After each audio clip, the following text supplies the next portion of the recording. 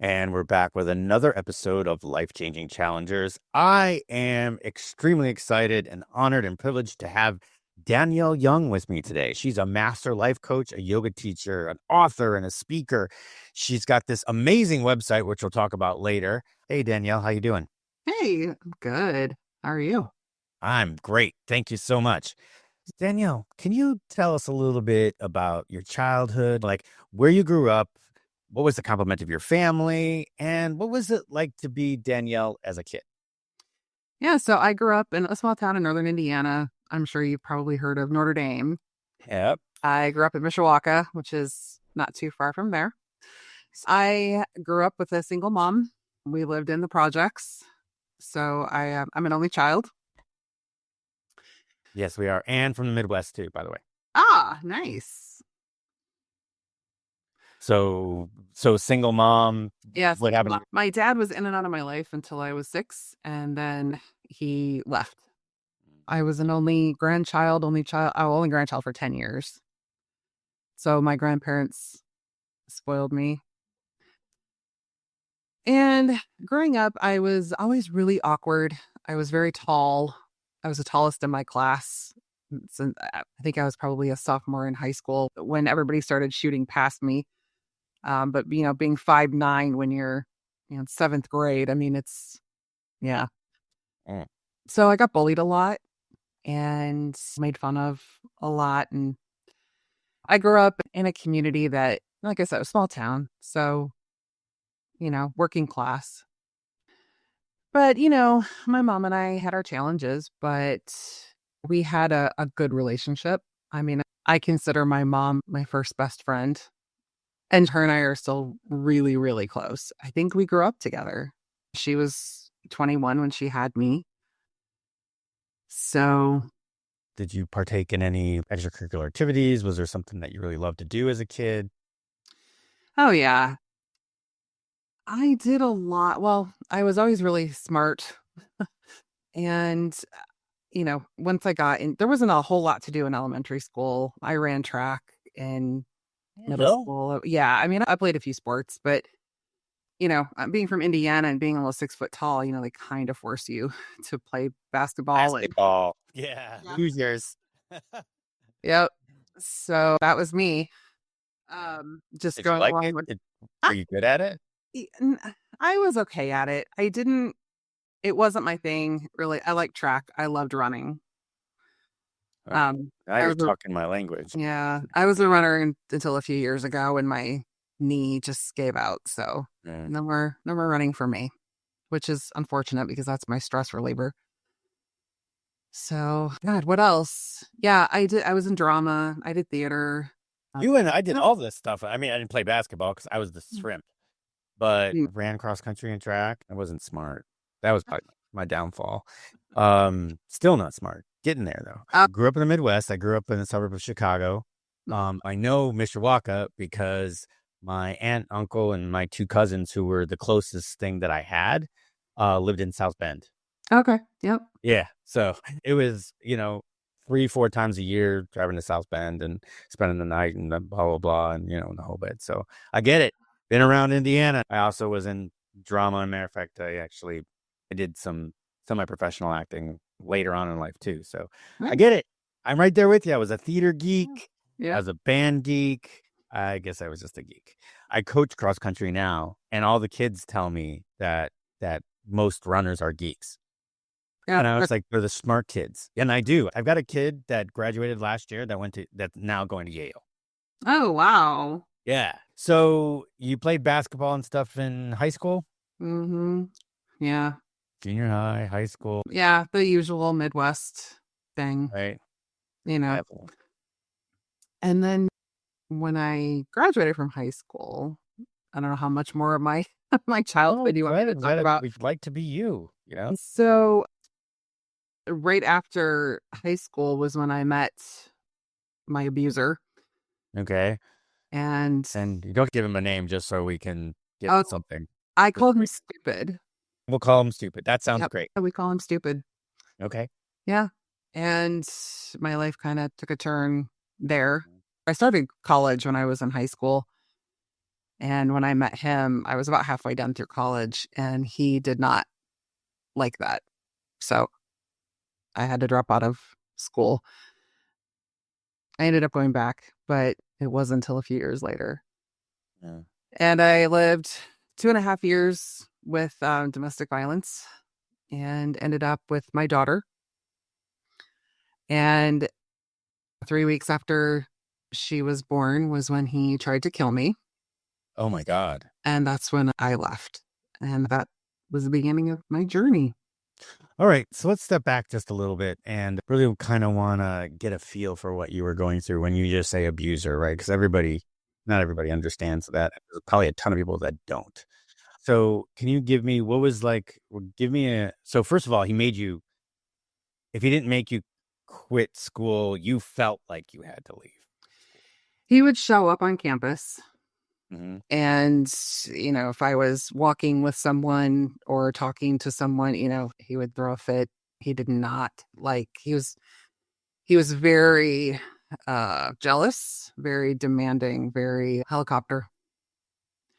Yeah, he didn't like it when I would go out with my friends. Didn't like it when I would go to my family's. He was just very, very cruel. Yeah. Yeah. Sounds like it was narcissistic. I would not say he was narcissistic. No, Okay. no, he was just a jerk.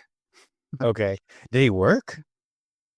Yeah, he had issues holding down jobs. He liked to partake in the herbal side of things and alcohol.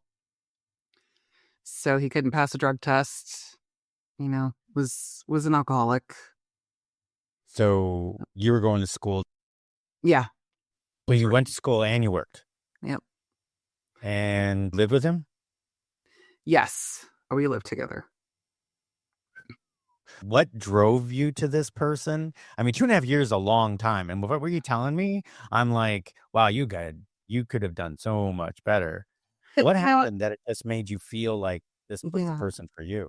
an abandonment wound from my dad, for sure. I didn't date when I was in school. Nobody was ever interested in me. So I grew up feeling like I wasn't attractive, that, I was worthless. I had really low self-esteem, being made fun of and bullied my whole life. It didn't help.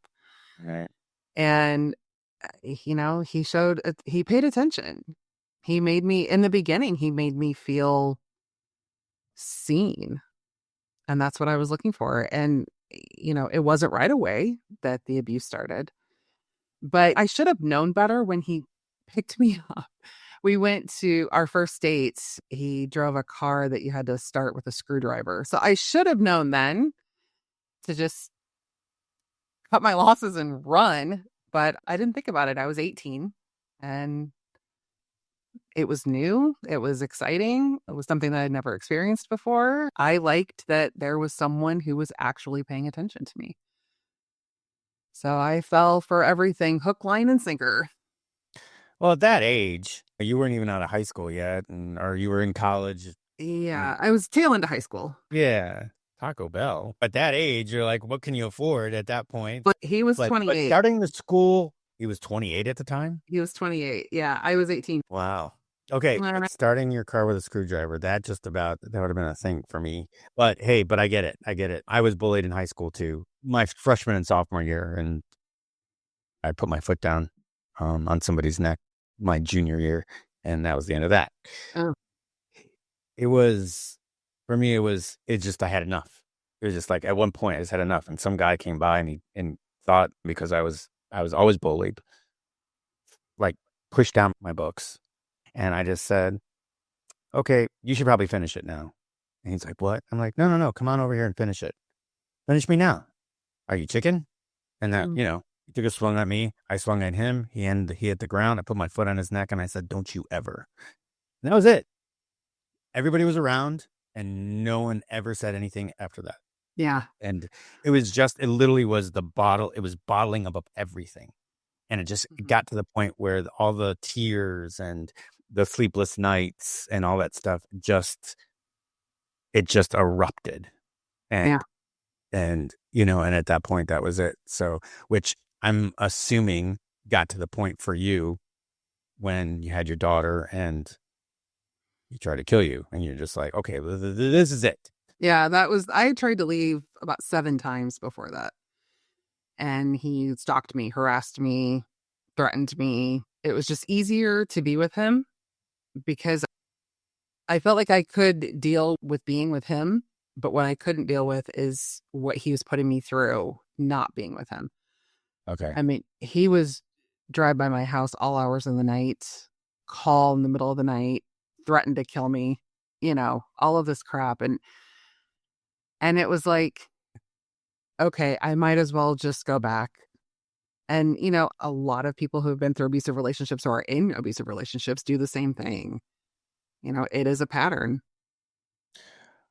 So was he physically abusive too? Yes. Oof. Yeah.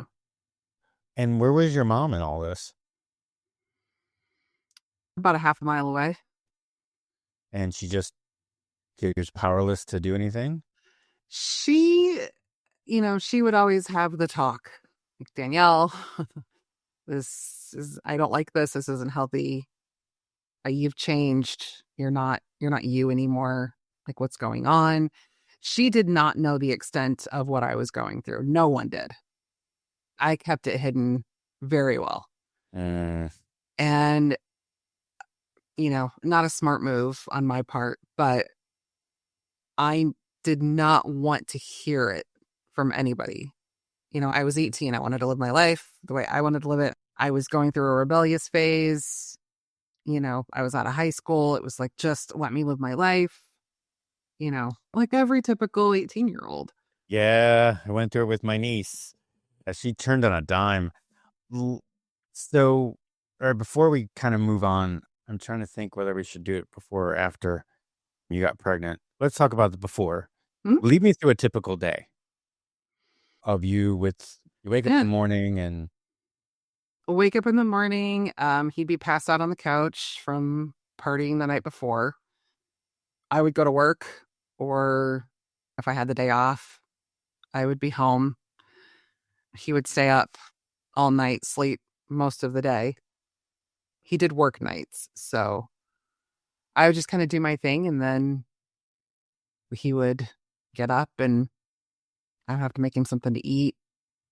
He would go to work or he would go out with his friends, depending on the day. so he would go out with his friends, but you weren't allowed to go out with your friends. Yeah. Was it only like when you went out with his friends and he ended up staying home? Oh, yeah. If he was gone, if he was out with his friends, I was supposed to be home when he got home. And if he thought that I was out, I mean, I went to the movies one night with my best friend, came home with a bag of leftover popcorn, and he called it a prop. Said that I was lying about where I was, that, it was easy to get the bag of popcorn and use it as a prop. And, I walked in to our apartment and our bedroom was just completely trashed. He took a knife and like slashed the mattress. He was like, broke things. Yeah. Like, it was utter chaos. And, I'm just standing there looking at the room in complete disbelief, like, wow, I just went to the movies, like, and because I was not home when he got home, that's what started it. And he had been drinking. He was out on the lawn with his friends because his friends lived in the same building that we did. And, he came in the bedroom and we just started fighting. And, he accused me of cheating and, it was just, you know, Ludicrous. yeah, it was ridiculous. Yeah. Wow. I'm really sorry you had to go through that. 'Cause it's just got to be the tension that you hold Oh yeah. every single day. Hmm. And the only relief you get is when he's not in the house. Yeah. Mm. It was constantly that feeling of I was walking on eggshells because I never knew how he was going to react.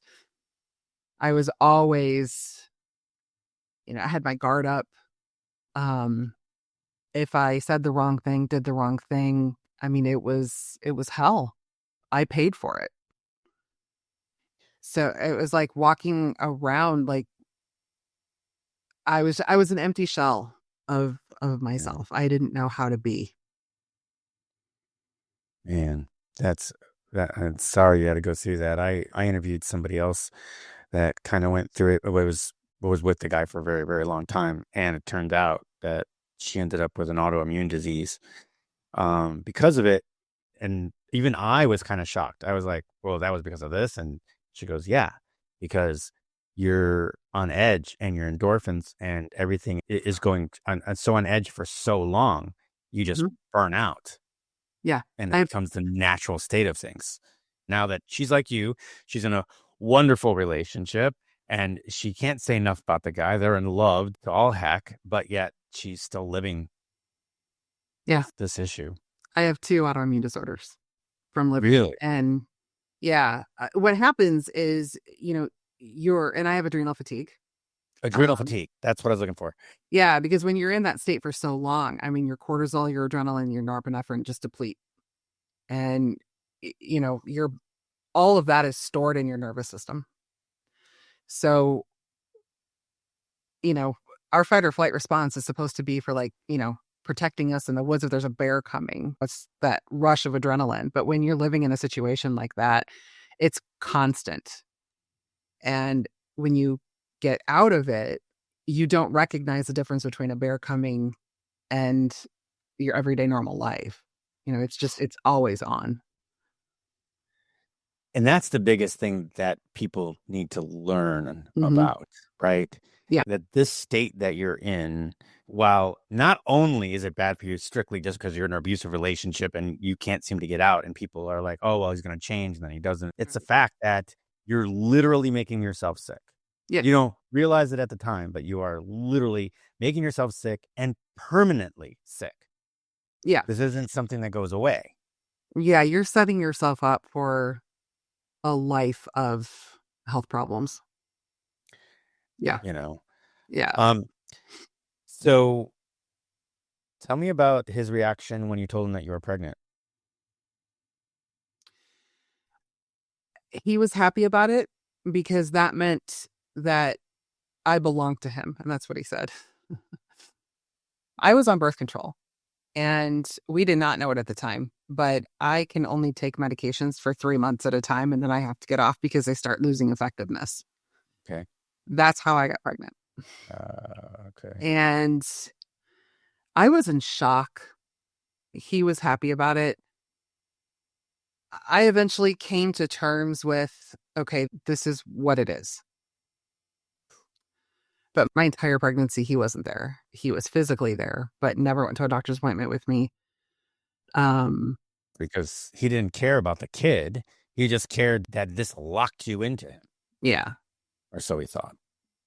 yeah. And I think it really scared him because later on, like towards the end of my pregnancy, he was gone all the time. I mean, getting high and drinking more. I went into false labor twice. He showed up at the hospital. It was like, oh God. It was embarrassing. It was so embarrassing and humiliating. The nurses are all looking at him. My family was there. My mom and my grandparents were there. My grandma's looking at him like, what is wrong with you? And he's like, oh, I have allergies.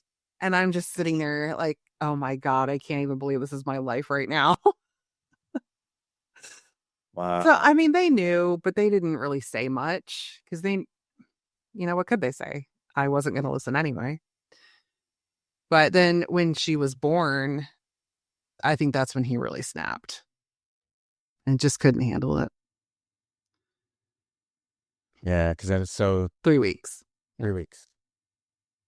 Yeah. Yeah. I knew I was going to leave. I just didn't know when or how. By that point, I thought, okay, I've been through enough, but given our past and what he did when I did leave him, it was like, okay, how do I leave and protect myself and protect my daughter? Right. You know, he knew where my mom lived, he knew where my family lived. There was nowhere that I could go that he didn't know about. Yeah. And that happened and I thought, okay, this is my out. And that's honestly what got me through that time was it needed to happen because that was the only way I could leave.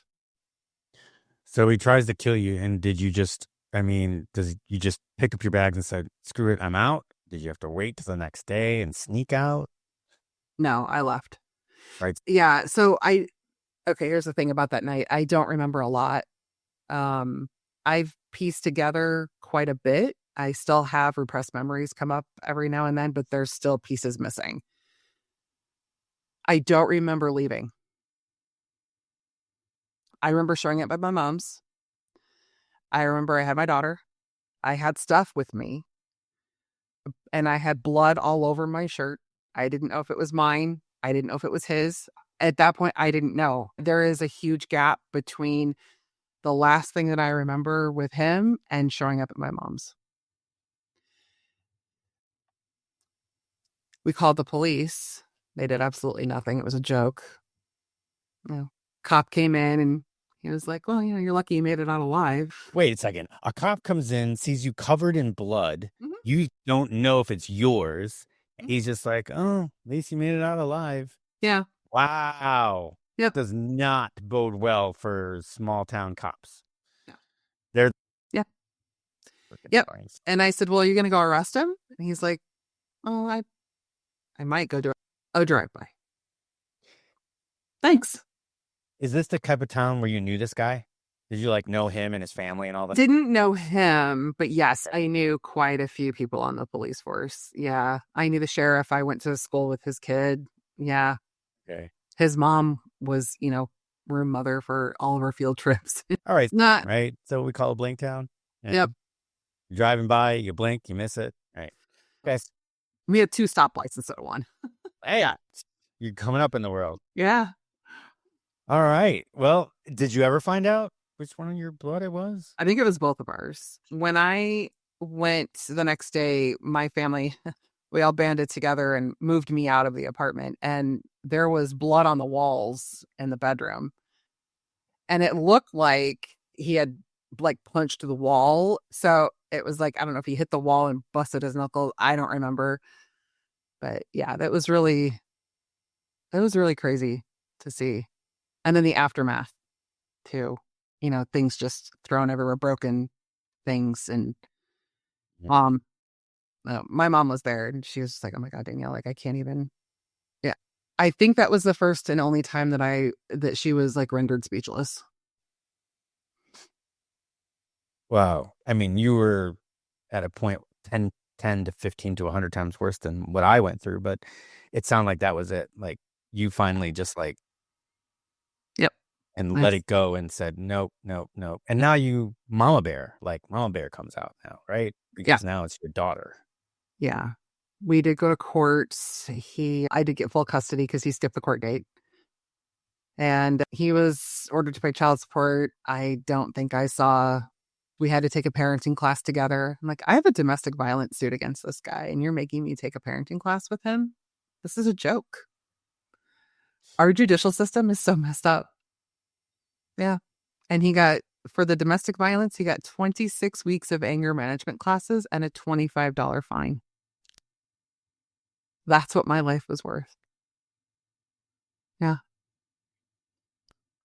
No wonder you live in Arizona now. Yeah. So you got away from it. Yeah. He stalked me for 2 years after that. He eventually moved away, thankfully. I went back to school. I put myself through college with my daughter. I worked full time during the day, took night classes, took care of her, had my own place. Wow. I, Wonder Woman.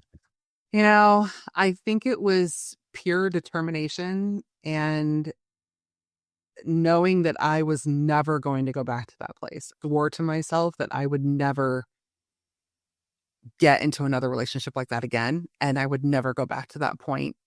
I had a daughter now and I needed to set an example for her. And I wanted more for my life. I wanted better. I had wanted to go to Yale or Harvard, become an attorney. And, that didn't happen. That wasn't on my radar to be a mom, but I was, and I loved my daughter more than anything. And I said, I'm doing this for you. And that's All right. how I So got where here. where were you working?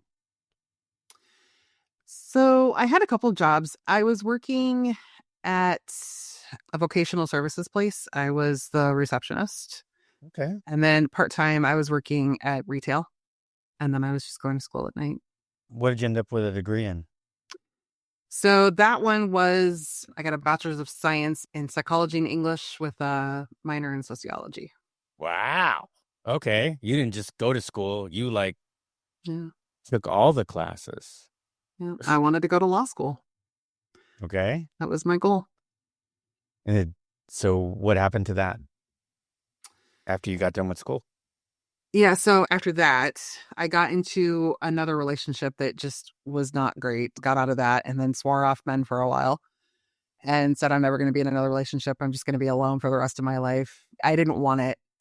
And I started working at a law firm, and our computers went out one day. We had to hire an IT guy. We got a referral from our accountant, and I ended up hiring my husband. Oh, Yeah. that's so sweet. Yeah.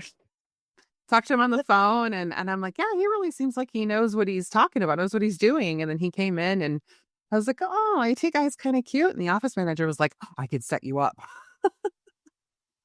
So I'm like, no, no, please, no, I don't want to do that. And she's like, no, you should. I'll find out if he's single. I'm like, I don't care if he's single. But she was determined, invited us over for dinner, and the rest is history. All right. I'm telling you right now, before someone listens to this and steals it, you need to write the script, exactly what happened, and submit it to Hallmark because this Yeah. is a Hallmark TV movie of the week. Yeah. Millions on it, but you're going to make a few 100,000 that you could sell it to them at least, maybe you could pay for one of your kids they or both their colleges, you know. Yeah. So, Yeah. but that is that well, I mean, you're gonna have to do a little bit more fluffing at the end, but that is, I mean, just for you to go through all this, you can feel the tension in the character, and she's going through all this, and she's getting abused, and I mean, I'm not making light of it. I'm just not making it. I'm trying to actually turn it into something positive. And you've got the child, and the child's born, and she's beautiful, and you finally say, "That's enough. I'm leaving." And you go home, and your mom, and then you go back and see the whole thing, and then you're trying to get away from him, and then finally he leaves, and there it is. And you could literally, like, and he shows up, and the twinkle in each of your eye, and you look at each other from a distance, and the credits come down. Well, I would have to move to an even smaller town, and then that's where I would meet. It would have to be like I don't know. He would have to have another. No, I guess he could still be an IT guy. Yeah. Hey, don't knock us IT guys. We're good. No, I'm not hands-on. I haven't been hands-on for a long time. But no, see, we turned this to positive. Not that you already haven't, because you have Wow. actually. You've turned this into a huge. So, all right. So you got this psychology. You're at this law firm. How long until you've decided to take what you have learned and your experiences and broaden yourself out? Years. Years. Years. I started off with yoga. Okay. I worked at the vocational place that I worked before I met my now husband. I had a coworker. She asked me, she said, have you ever tried yoga? I'm like, I live in a rinky dink town. No, we don't have yoga. She's like, no, no, no. I have a VHS tape. That's how long ago this was. And she said, I'll loan it to you. And I want you to take it and I want you to watch it. I want you to do it. I'm like, all right. So she brought me in the tape and I took it home and I'm watching this and I'm like, this just feels so awkward and silly that I don't know if I can do this. So I made myself do it one night and it was like a switch had just been flipped. There I am. I even bought a yoga mat and I'm sitting on the yoga mat and I'd finished the video. Like, wow, I can breathe. I did not know that I was not really, I was surface breathing. I wasn't actually really like deep breathing. And then I thought I don't remember the last time I actually took a deep breath. And I felt so at peace. And I'm like, wow, that's what this is supposed to feel like. So then I started doing it more and I wore out the tape. And I told her, I was like, you're never getting your tape back. And then I found more DVDs of yoga and I just started doing those. Eventually, when I moved out to Arizona, we have yoga studios out here. So I started doing like in person yoga. And yeah, that was really how it all started. And then I became a yoga teacher back in 2018, 2019. Wow. So you were doing it so much that you're just like, well, I got to show other people how to do this. Yeah, I knew that it was helping me and I started it as a like a body positivity thing. Mhm. And I thought, I don't look like the yoga journal yogis. I don't look like I should be on the cover of that or, I don't fit that profile. Almost 6 foot tall. I'm not a small person. And I really wanted it to be more about you don't have to be a contortionist to do yoga. You just have to be able to breathe. Because for me, that was the most important thing. You can put your body into any position, but that's not what it's about. It's about syncing your body and your breath and just being present in that moment with yourself. That's really all it's about. There are 8 limbs of yoga and people only concentrate on one, and that's asana, which is the movement. And I thought I need to get this message out because people are getting the wrong idea and this could be a game changer for some people. And, you know, yoga has been shown to help with overcoming trauma, just that gentle movement because trauma is stored in the body. So that gentle movement just kind of moves it out, helps you with, rewiring everything. It brings you back into that parasympathetic state, which is your rest and digest. There's so many benefits to it. And that's why I did it. Because I thought, this is a message I need to share. Yeah. I get it. I get it. I started a fitness journey Mm. and I hate that. I'd come out of the military and I was in good shape. And then I started working and I was a workaholic and went to the doctor, got blood tests. And she basically said, what's going on? You usually are always in really good shape. And now your triglycerides are up, your cholesterol's up, all these things. And so I started going to a boot camp class at a gym. And obviously to me, it was like, okay, I'm going home to boot camp class. Well, while I was there, one of the girls was like, hey, you should come and try this hot yoga class. He says, you've been doing all this other stuff during the week. This would be great for you to, and I'm like, are you kidding me? I'm not doing that yoga stuff. Woo woo. And I think she bet me something. She was like that. Oh, well, you wouldn't last more than a half hour in there. And it was 90 minutes. And I'm like, oh my God. And I'm so embarrassed because like I've got no flexibility, nothing, but no one cares. Everybody's in their own thing. Right. And I saw that it was within the first 3 poses. I realized that no one else is looking around but me. Mm-hmm. Everybody else is just into themselves. And I'm like, well, if they're not going to look at me, I'm looking with them either. So, and yeah, by the end of the class, I mean, drenched in sweat, completely contortioned, everything just moved easier. Mm-hmm. Everything. Yeah. Drove home easier. Getting in the shower was easier. Everything was easier. Mm. So then that's what it ended up. My Sundays was my Sunday at noon was my Bikram class, 12 to 1:30, 26 poses twice, 90 minutes and 90-degree heat. Yeah. It was awesome. A Oh yeah. hot yoga is very difficult, Yeah. especially for a 90-minute class. Usually they're like 60, 70 minutes. So a 90-minute, wow, that's tough. Yeah. Well, because Bikram, I mean, that was the one thing about before he got into all the trouble. But that was the thing, right? That was his modus operandi. That was the class.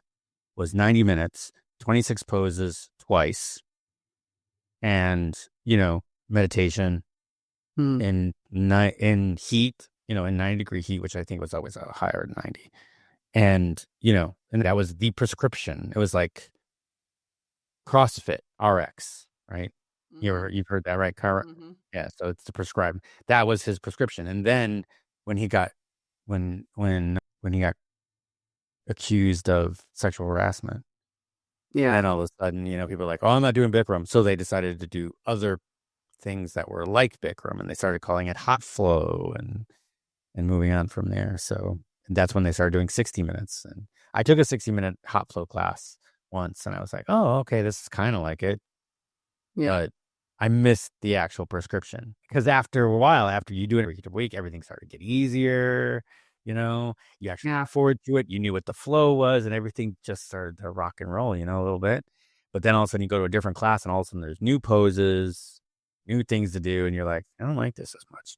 But that's just me. I'm an endurance athlete and an endurance coach, so I like to do the same thing a lot for a long time. Yeah. Which would explain why you like the 90-minute hot yoga. Right. So you took the yoga class and then you decided, did you go right into teaching? You're also pretty big into meditation. Did you pick that up in the way to yoga, Yeah. the yoga teaching side, or was that something you added afterwards? So meditation started, I had a friend who really introduced me to meditation. And that's when I started it. And I thought, well, this is really helpful. But, when I had come out of the abuse, I couldn't meditate. I could not sit and close my eyes. It wasn't possible. So it did take me quite a few years to be able to actually sit and close my eyes and feel like I could keep them closed. I mean, I would sit in my room up against a wall in between, and I still do, honestly. That's my little meditation spot between my bed and a nightstand. Like Yeah. I'm, and I'm against a wall because that's just kind of where I feel the most comfortable and grounded. So she introduced me to meditation, and that's been an ongoing thing. I got into transcendental meditation about 3 years ago, or no, maybe 3 or 4 years ago, I guess. I heard an interview with David Lynch, Mhm. and I love him.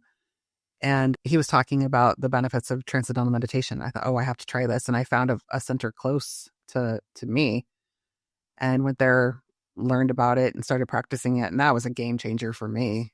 I mean, that it just made me feel even calmer. And I thought, okay, this is good. Can you explain what's the difference between transcendental and traditional meditation? So, If you can call it traditional. I know there's nothing tradition because it's depending on what you're looking for and what kind of, but I know there's a bunch of difference, but transcendental is a whole other like branch. yeah. So, transcendental meditation is 20 minutes twice a day, and you're given a word. So, you actually have to go and take a class, and you have to meet with like a meditation master, and they give you your word, and it goes by your age. So, depending on how old you are, is like what your word is. And that's the word that you use, permanently. It doesn't change with when you're sitting in meditation, you are repeating that word in your head over and over and over again. And you almost go into like a trance. For me, it was a noise remover. Because when I do like quote unquote regular meditation, I will think about everything and I can't focus. Monkey mind. Yeah, for sure. And with transcendental meditation, it's like shuts off. I go into my word, and then I'll notice I'm not even saying my word. I'm just zen. And then, that the timer goes off and I'm like, oh man, I don't want to come out of it. I like the zen. So for me, that was really, and if I don't have 20 minutes, I'll do just a quick sit and just kind of breathe. And now I'm better about focusing on my breath and like regular meditation, but I prefer transcendental meditation. Mm, that's not bad. So The difference was you are literally able to quiet your mind. Mhm. As far as traditional meditation, as far as what I've heard about that is the fact that meditation, it's okay for you to have Yeah. those thoughts and let them come. Because when I Yeah. first started looking into Zen meditation, it was like, whether you count your breaths, you breathe in, breathe out, and you count. And that was a way to just focus on your breaths to get rid of monkey mind. And Right. then later on, I was told that, okay, it's okay. Let them come. Let those thoughts go through. Don't try to hold them back. If you try to hold them back, then that's what's going to cause them to come up more fast and furious. But just Yeah. let yourself think of it while you're meditation and you got all that stuff go. So you meditate and it falls out of the faucet. Now you got nothing left. Now you can go to bed. Yeah. Or you're clear for your next task. It's like a subconscious cleaning. Yeah. Well, that's super cool. So you got into meditation, you got into Mhm. yoga. Somewhere down the line, something happened to where you flipped a switch and decided that your experience, the yoga, the meditation, there's another purpose in there. There's got to be something. What hit you over the head to say, "Hey, I got all this experience, and now now I could teach this stuff. How can I help people?" What hit what made you decide that I need to use this? For the yoga? For Or your or whole you've to got a move on? whole freaking yeah, you got now Yeah. you're a life coach, you're like I said, master life coach, yoga Yeah. there, you know? I like learning. So what happened after that was I started working with a health coach, and uh, she noticed, she's like, "You still have quite a bit of hesitation, reservation about things." Like, because she was really trying to push me, get out there, like do the yoga and get online and do all this stuff. And I'm like, "Ugh, I don't think I can." Because this was right at the beginning of the pandemic. And so we're all locked in our houses. Right. And she was like, "Get online, do virtual classes." And I just had so much resistance to it. And she's like, "All right, here, I'm going to tell you what to do. I'm going to give you the name of someone who does self inquiry. I want you to make an appointment with her. And I want you to do a session with her and clear some of this crap up." So I said, "Okay." So I called her, made an appointment, went to my first session. And my very first session was actually on stupid because I was living in fear. So I moved to Arizona from Indiana to hide. I did not want him to find me. I did not want him to find my daughter. And I thought, I can't put myself out there because what if he sees me? What if he knows where I am? What if he comes looking for me? I mean, we got a German Shepherd. That dog went with me everywhere. I mean, he was, that was my safety, was staying hidden. And my first session was on him and why I was so afraid to not only be seen, but to move on. And I thought I've already worked through most of this. Like this, where is all of this coming from? This is so dumb. Like he doesn't care about me anymore. It's been 20 years. He probably doesn't even remember my name. He probably doesn't even have the internet. It's like it just seemed so unreasonable to me. That appointment was so liberating. And that was just one appointment. So I started making appointments to do this self-inquiry. And finally I told my health coach, I was like, "I can't afford both of you." So she was like, "No, you need to do the self-inquiry. Like, I get it. I lose so many of my clients to this, and I get it. You need it."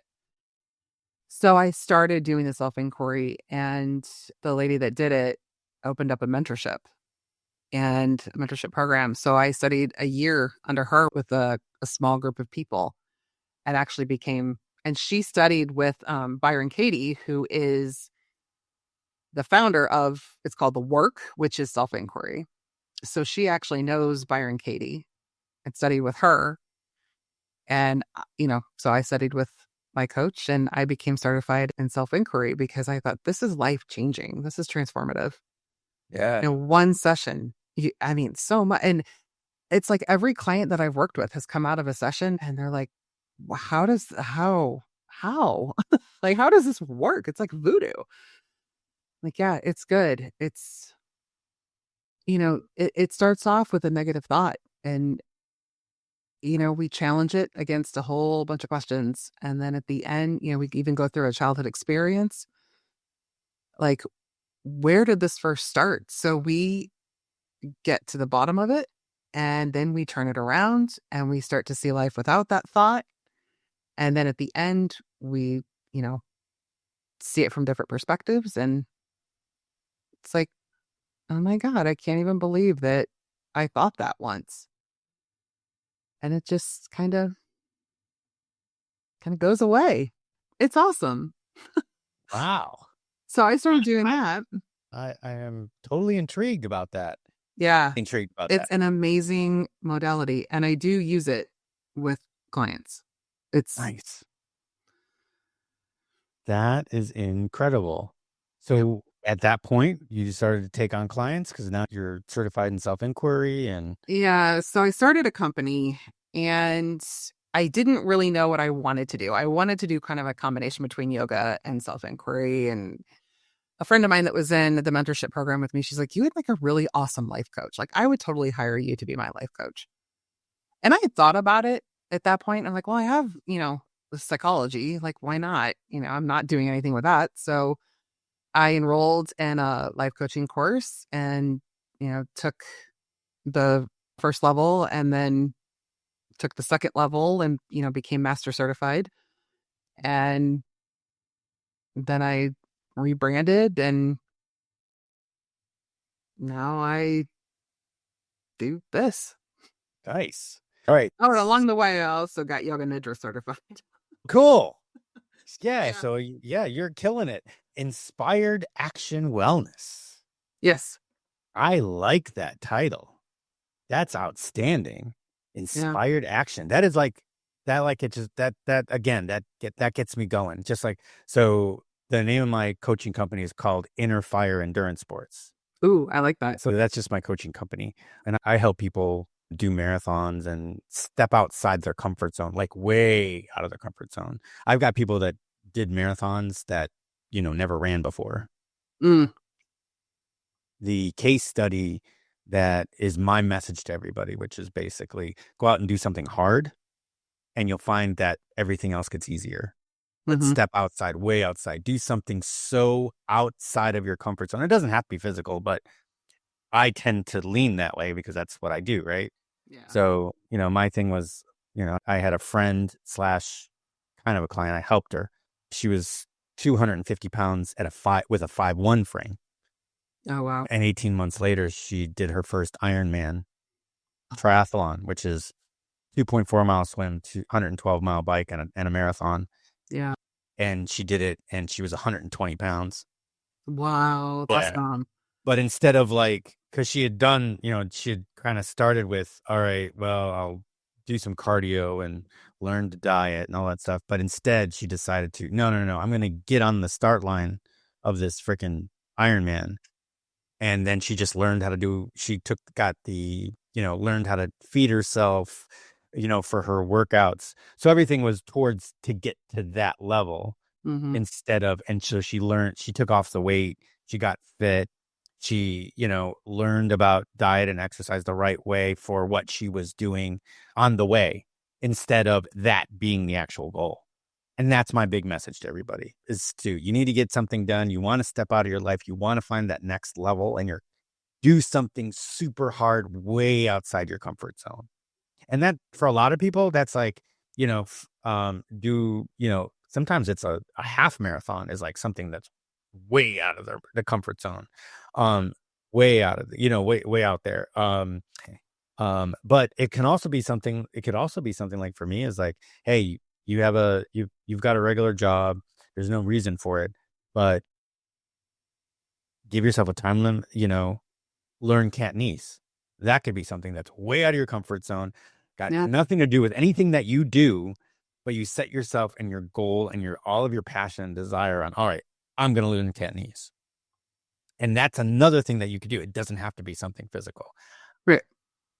I can't help you learn Cantonese, but basically that's what I'm saying. It's something like way out. But I've got, people that those stories range from, people that I got people that in your situation that like, what was in your situation and, you know, didn't have the didn't have the fortitude to help other people, but to get over it instead of, so obviously they all need therapy and stuff, but like one of them climbed Mount Everest, Mm. Wow. you know, and said, well, no, I'm going to do this. Well, let me tell you something.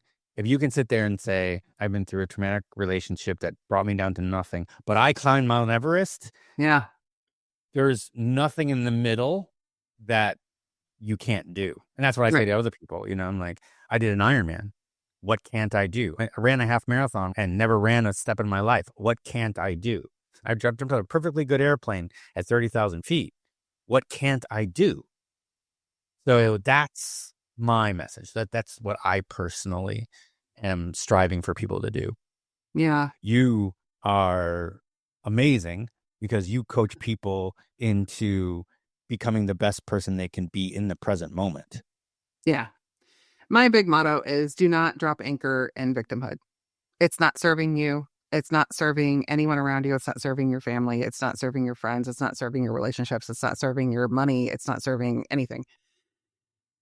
You know, and there there's something that you can't do. Your past doesn't define you. What happened to you was not your responsibility. How you move forward from it is. And, I've already said, if you stay in that, you are hurting yourself physically and mentally. I mean, you're rewiring your neural system, is what you're doing. And, by taking those big leaps, by stepping out, and I even just say small actions, because, for someone coming out of trauma, taking a big leap, it's not going to happen. So it's just, it's the little small actions where you build up that self-confidence. And it's like, okay, so today I made my bed. And maybe tomorrow I'm going to do something else. And it's like working up to those big Yeah. things. And ego tries to keep us safe. We're always trying to overcome our ego. So my big message there is don't stay stuck. There's so much life out there to experience. Go experience it. And just to clarify, the woman that I said that was in your situation ended up, it wasn't like, it was more like what you said. It was small steps until she just got to the point where it was a small step to where she finally said, I'm tired of living in victimhood. And Yeah. that was, it was the goal. But, it's not, and it is small steps. Because, like I said, this woman who was 250 pounds, it was 18 months of training, Yeah. was little small steps, learn to run, learn to bike, little tiny less races up to that point, small steps up. So it, by any chance, it wasn't like, okay, just take the leap and go, oh yeah, I'm just gonna go get on the beach and do this Ironman. No, it wasn't like that. It was these small steps, which Yeah. hell would take off the weight. It was these small steps that just like you said, made the bed, blah blah blah, and just I think was taking all those small steps, but still, I think that's what she realized when she decided for this big goal was, I don't want to stick in victimhood and I need to Mhm. do something to break myself out. That was just her avenue. Yeah. It's not typical. It's not typical, which is why I have this, I have this podcast.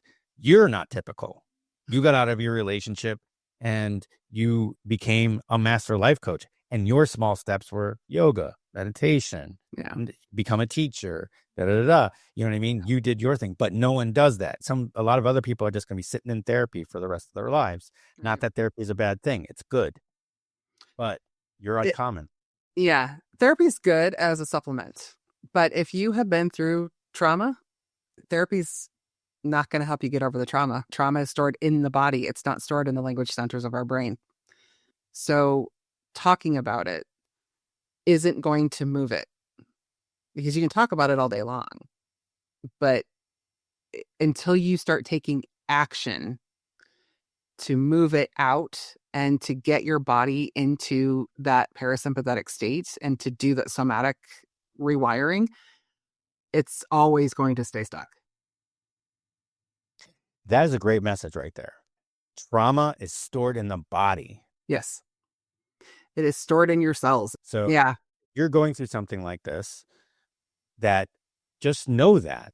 Danielle's way of moving is yoga, meditation. She's got her own coaching group at inspiredactionwellness.com. On my side, there's learn to run. You start out with a 5K, move to a 10K, and you move it out of the body. Supplement with talking about it and getting that part out. One way is not going to get it out. So, Right. And, all right. and when it's not, and, healing from trauma is not a one size fits all solution either. I mean, so just to clarify, it's taken me 25 years to get to this point. This did not happen overnight. And I think the misconception with healing is people think it's just going to happen if you leave a toxic relationship or if you leave, a situation. No, it's a journey. It's going to be ups and downs, and, things are going to come up. It's not going to be easy, but it doesn't have to be difficult if you find the right things that work for you. And that's why at the first 6 weeks of my one-on-one coaching program is balancing your nervous system, because you can't function, you can't heal unless that is balanced, because then you're coming to a place of rationality and you can work through things where you're not so hypervigilant all the time. So we do a lot with, what is your trigger? Like, what are your triggers? And that's a little bit later in the program. It's so key that we move it out and we learn how to emotionally regulate, because that's what triggers are. Triggers are there to remind us what still needs to be healed. That's so interesting. Can you give us a 10,000-foot view of those steps? So, like, your first step you said was balance, Yeah. right? Balance the nervous Yeah. system.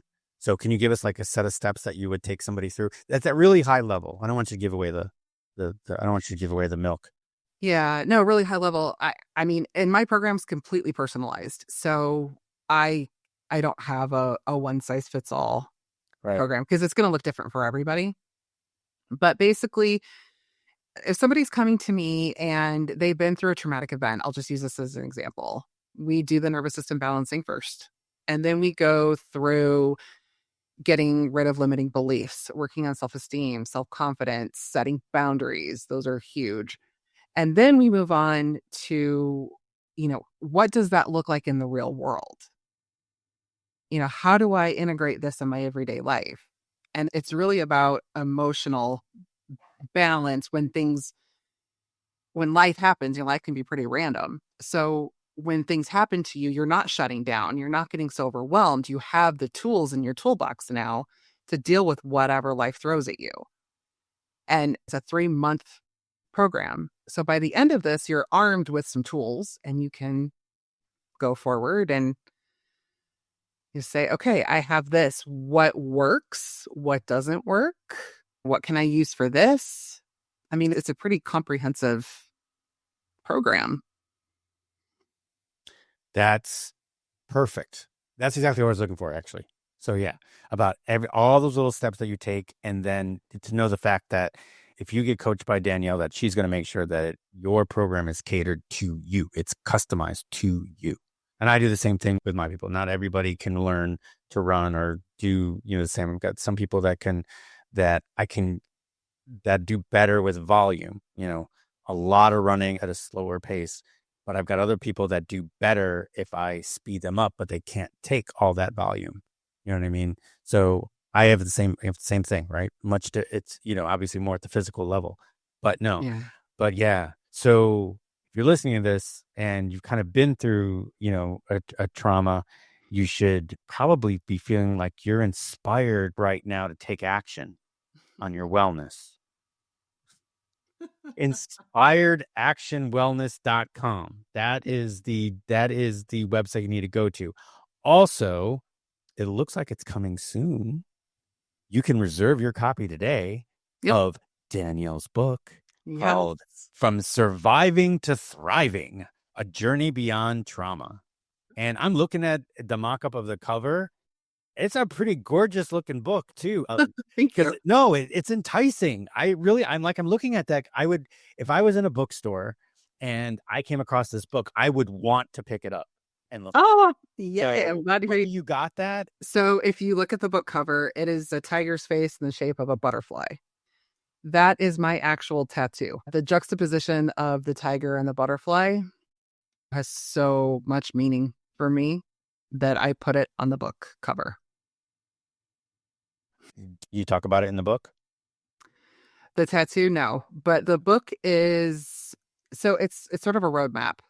It's my story intertwined with a roadmap of if you are in an abusive relationship, how to get out, the steps that you can take to rebuild after, the things that I did. There's also going to be an electronic resource page that will go with the book.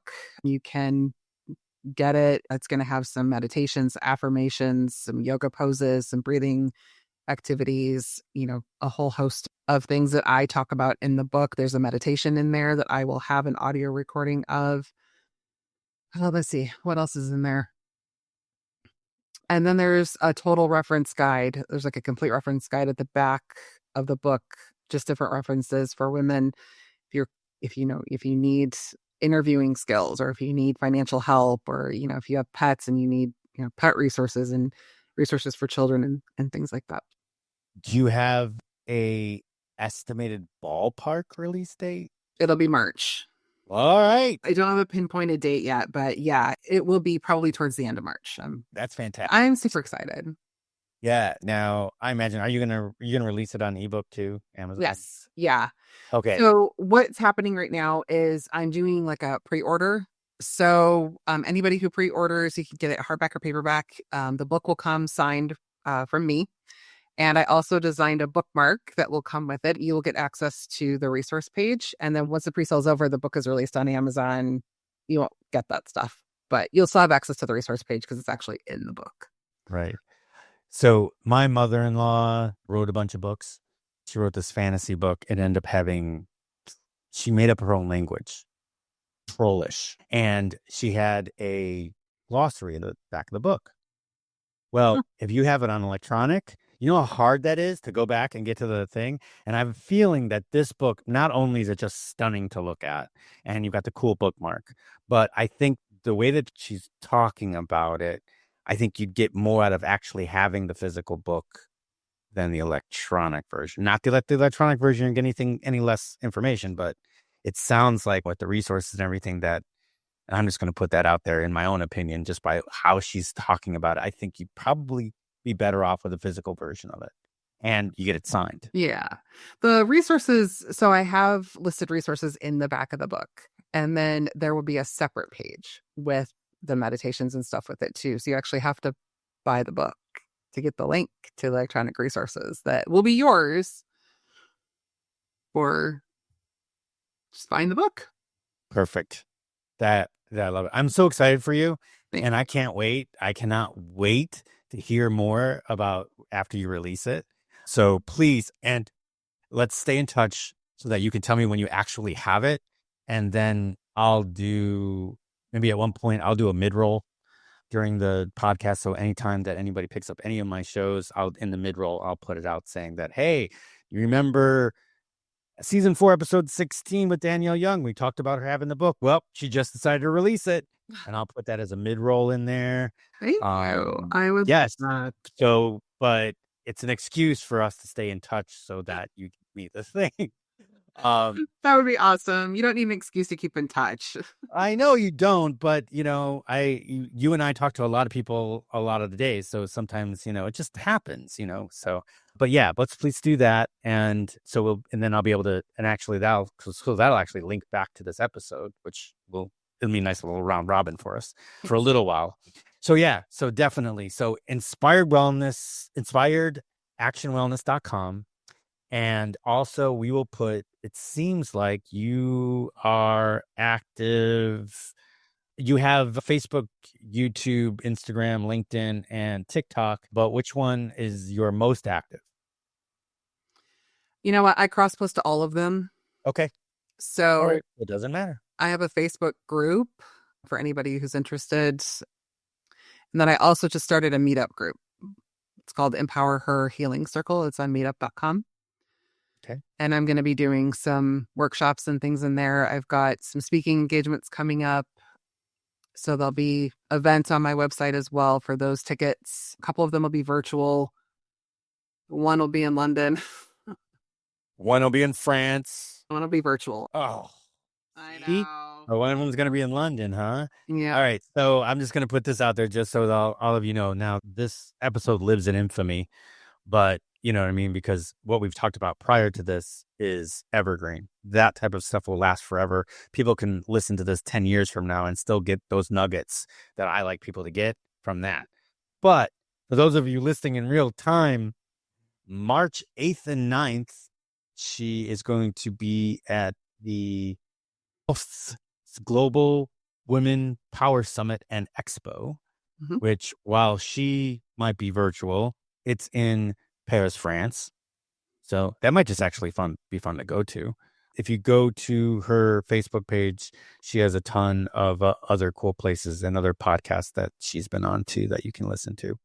None of them can compare to this one, but you know, more of Danielle is always good. Yeah. So, Free. so anyway, but hey, listen, really excited. Thank you so much for joining us. Thank you so much. Thank you all for listening. And if you are watching on YouTube, please do me a favor. Go ahead and hit that like, subscribe, and that little notification bell so you always know when we drop a new episode. If you're listening on Apple or on Spotify, you can either leave a comment, which now Spotify has, or leave us a review. And I don't even care if it's a bad review, because a bad review just means that I can evolve the podcast. But other than that, go ahead and go on to the website. Everything's going to be in the show notes, and go pre-order a copy of Danielle's book. You're going to love it, and all the extras that she's providing you. So yeah, just go do that. But anyway, again, Danielle, thank you for being with us. Thank you all for listening, and we will see you in the next one.